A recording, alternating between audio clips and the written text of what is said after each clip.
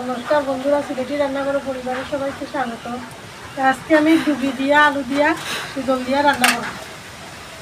আমার তেল তো গরম হয়ে গেছে, পেঁয়াজ রসুনটা দিলে আমার উল্টা বাতাসে ধরিয়ে চুলার গরমে কড়াই জ্বলি আর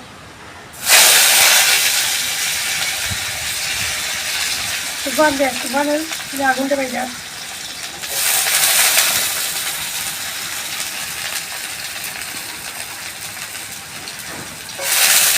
বাজে মধ্যেও হলুদ, স্বাদ মতো লবণ,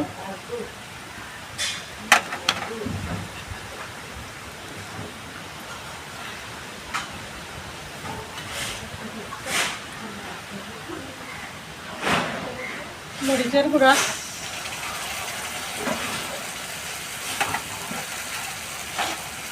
আলু,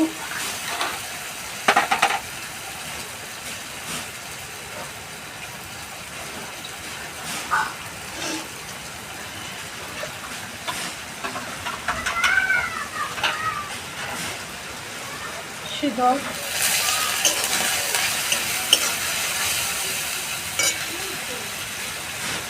ডাটা বড়াটাও দিয়ে দিলাম। এখন একটু ডাকিয়া দিব, লাগিয়া সিদ্ধ হইব, মাখা মাখা রাখবো।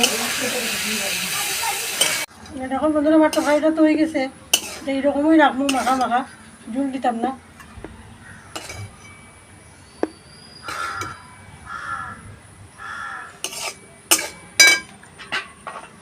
আমার রান্নাটা শেষ, নামাই নিলাম।